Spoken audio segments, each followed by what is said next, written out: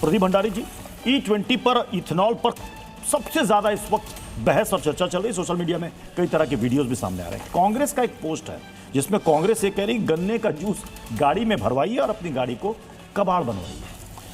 देखिए, जो भी E20 ब्लेंडेड पेट्रोल या इथेनॉल ब्लेंडेड पेट्रोल का विरोध कर रहा है, वो इस देश के किसान, इस देश के मिडिल क्लास और भारत के स्ट्रैटेजिक हित का विरोध कर रहा है। और मैं ये प्रूव करूंगा, क्योंकि साइंटिफिक बहस है। और मैं निवेदन है प्रत्युष जी कि मैं राजनीतिक सवाल का तो जवाब दे दूं, पर इनका साइंटिफिक सवाल का साइंटिफिकली जवाब दूंगा। देश में पिछले 3 सालों में E15, E19, E20 blended petrol से 20 करोड़ 2 व्हीलर और 20 लाख से ज्यादा 4 व्हीलर पिछले 3 साल से चल रही। मतलब जब तक हम डिबेट कर चुके हैं तब तक 60 करोड़ 2 व्हीलर और 60 लाख से ज्यादा 4 wheeler already ethanol blended petrol, जो 15% से ज्यादा ब्लेंड है, उस पर चल रही है। कितना प्रतिशत फेलियर रेट है? 0.00000000001% भी फेलियर रेट नहीं है। तो ये कहना कि भाई इथेनॉल ब्लेंडेड पेट्रोल से गाड़ी खराब होती है, माइलेज खराब होता है, गलत है। इनफैक्ट एक्सेलरेशन गाड़ी का बेहतर होता है। कोई भी गाड़ी अगर सड़क पर आती है, ऐसा नहीं होता कि विवेक श्रीवास्तव ने बोल दिया गाड़ी सड़क पे आ जाएगी, या केजरीवाल ने प्रेस कॉन्फ्रेंस कर दी गाड़ी सड़क पे आ जाएगी। ऐसे गाड़ी सड़क पे नहीं आती है।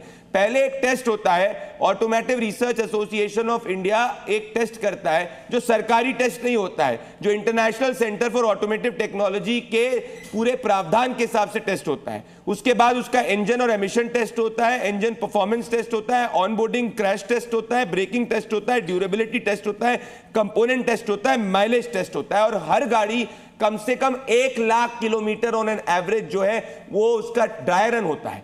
माइलेज कोई एक हाइपोथेटिकल कॉन्सेप्ट नहीं है, वो ट्रैफिक पे, ब्रेकिंग पे, ड्राइविंग सब पे निर्भर करता है। तीसरी बात, आज 1,90,000 करोड़ से ज्यादा किसानों को इसकी वजह से उसकी आय बढ़ रही है। आज गन्ने का किसान जिसको पहले 1200 मिलता था, अब 2400 रुपए मिल रहा है। इसके लिए अलग से कोई क्रॉप को नहीं किया जाता है। लोग कह रहे हैं कि भाई पानी ज्यादा लग रहा है, इसके सब सरेआम झूठ है। भाई धान की खेती किसान धान के लिए करता है, इथेनॉल के लिए नहीं कर रहा। गन्ने की खेती आदमी गन्ने के लिए कर रहा है, इथेनॉल के लिए नहीं कर रहा है। मेज की खेती आदमी मेज के लिए कर रहा है, गन्ने के लिए नहीं कर रहा है। जो बचा हुआ रेसिड्यू जो सड़ रहा होता है, उससे इथेनॉल बनता है। 10 सेकंड में अपनी बात खत्म करूंगा। एक और, आज भारत कितना स्ट्रेट ऑफ हॉर्मुज के अंदर आप सब लोग ने चलाया था कि भाई भारत का जहाज आना चाहिए, भारत का जहाज आना चाहिए।